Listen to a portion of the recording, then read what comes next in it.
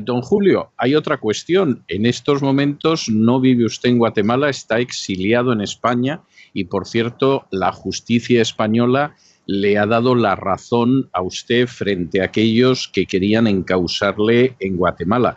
No me diga usted que en Guatemala se utiliza la hacienda pública para perseguir a los disidentes políticos, se utiliza a los gobiernos o a las instituciones del Estado para perseguir a los disidentes políticos, también en Guatemala. Bueno, sí, desafortunadamente caímos en eso. No digo que nunca se ha dado, César, porque tú sabes que a lo largo y a lo ancho del subcontinente latinoamericano, ese ha sido un denominador común. Yo sé, pero por eso decía también en Guatemala. En Guatemala se daba poco, porque ha habido otro tipo de forma muy desafortunada de dirimir las diferencias ideológicas y las diferencias políticas. En Guatemala no te metían a la cárcel, sino te metían un tiro. Y lo digo con absoluta conocimiento de causa, sí, sí. En 1985 a mí me volaron la mitad de mi casa con una bomba Claymore. Entonces te puedo decir lo que eso significa, precisamente como consecuencia de aquel foro presidencial y luego la participación en una campaña presidencial en Guatemala en el 85. Pero bueno, te digo que sí, efectivamente yo fui falsamente acusado de dos delitos. Primero, un delito que se llama financiamiento electoral ilícito, en donde el verbo rector de ese delito dice que lo comete aquel que haya autorizado, entregado, autorizado recibir o recibido fondos con destino electoral provenientes del crimen organizado o el narcotráfico. Y a mí me acusan porque en una negociación entre fiscales y un verdadero responsable de financiamiento electoral ilícito, en la negociación, el acusado... Hay una interferencia ahí. Yo te oigo perfectamente. No... Bueno, sí, yo sí te oigo perfectamente. Surgió una interferencia. Sí. El delator, digamos, o la persona que está dando su primera declaración bajo juramento, señala que yo fui su asesor y que yo le aconsejé financiar a algunos candidatos.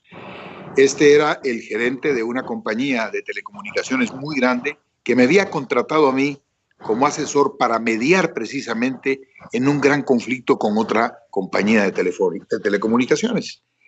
Él en esa declaración incluso llega a revelar el monto en discusión, que era un secreto absoluto bajo acuerdos de confidencialidad muy estrictos, pero él revela y dice, no, es que Julio Ligorría nos ayuda a nosotros a resolver un conflicto de $500 millones. Y con eso Julio Ligorría logró estabilizar la industria de telecomunicaciones en Guatemala. Pero es que para lograrlo, él me aconseja financiar a mis candidatos presidenciales. Bueno, puedo decir,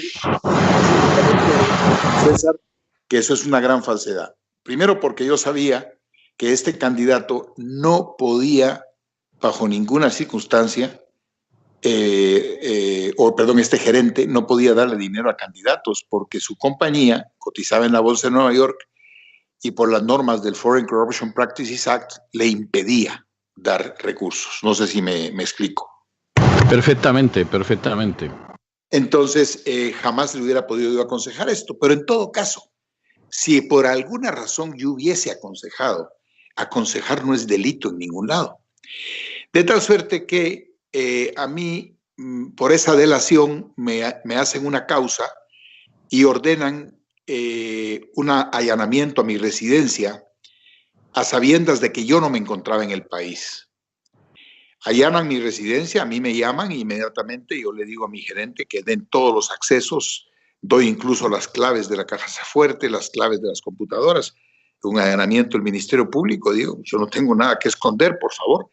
Quiero decirte que entraron a mi casa, se sentaron en la sala, esperaron 2 horas, no registraron nada, no se llevaron nada, pero tenían que esperar para decir que me habían estado buscando internamente, que yo ahí no me encontraba y una hora después me declaraban prófugo de la justicia. Fue una conspiración, por cierto, me filtraron ya todo el plan y lo tengo publicado en mi libro ya, de quiénes intervinieron, cómo intervinieron, qué fue lo que hicieron. Y bueno, eso me trajo, yo estaba casualmente en España y pues muy pocas personas, tal vez solo mi familia, sabían que yo tenía la ciudadanía española. De tal suerte que cuando ellos me acusan, yo estoy acá y salgo en la televisión en Guatemala poniéndome a las órdenes diciendo que estoy en Madrid.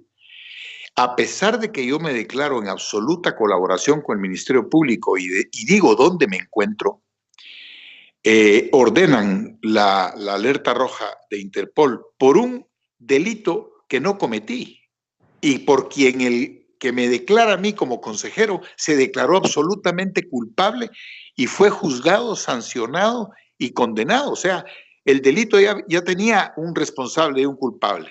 A pesar de eso, ordenan esta orden de captura y me detienen en Madrid por una noche. Yo pasé una noche en la cárcel. Un momento muy difícil, muy incómodo, muy triste, porque yo me imagino que cuando uno está en la cárcel por un delito que cometió, uno tiene que estar verdaderamente reconociendo que su estupidez lo ha llevado a estar en una situación así. Pero cuando tú no has cometido el delito y estás encerrado en un calabozo, es verdaderamente doloroso y no tienes idea la angustia que se vive al decir, ¿qué estoy haciendo yo metido aquí? ¿Por qué me tienen aquí? Yo no he hecho absolutamente nada y que viole la ley en mi vida. De tal suerte que al día siguiente fui puesto en libertad por el Tribunal de la Audiencia Nacional y fue sometido a una solicitud de extradición que luego se cursó, pero donde ya quitan el delito de financiamiento porque se dan cuenta que con el delito de financiamiento electoral yo no puedo ser extraditado. Porque no existía, digamos, en España ese delito y mi condición de ciudadano español pues no habilitaba el que yo fuera extraditado por ese delito que ya existe a partir del 2015 aquí en España.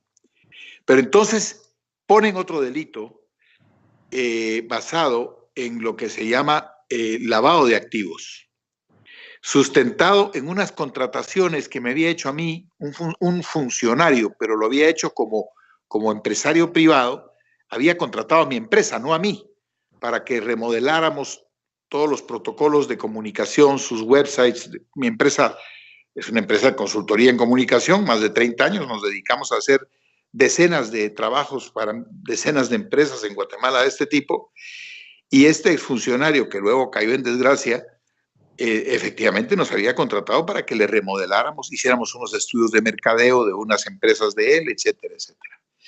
Basado en esos contratos, ellos aducen que este señor nos pagó con fondos ilícitos y que eso era lavado de dinero. Por supuesto, nosotros teníamos copia de todos los entregables, el dinero había sido bancarizado, se habían pagado los impuestos, se habían hecho las facturas, se habían hecho los trabajos, estaban ahí todos los entregables. Y por supuesto, la Audiencia Nacional en España no solamente entra a conocer la solicitud de extradición, sino para fortuna mía, entra a conocer de fondo las pruebas del delito del que se me estaba acusando. De tal suerte que la sentencia al final dice que no es constitutivo de delito e invitan a las autoridades guatemaltecas a venir a España, si así lo quieren, para traer más pruebas y continuar, abrir un juicio específico sobre el particular. Esto fue hace casi un año ya y pues nunca vinieron, por supuesto, porque no hay. Y seguramente no van a ir nunca. me imagino. Es un tema político y si te das cuenta, la historia, todo esto la historia lo va a registrar muy precisamente, porque lo que ha sucedido en Guatemala es que a mí realmente lo que hacen es sacarme de la posibilidad o de participar electoralmente en este nuevo proceso o de ayudar a alguno de los candidatos dadas las condiciones tan duras del país.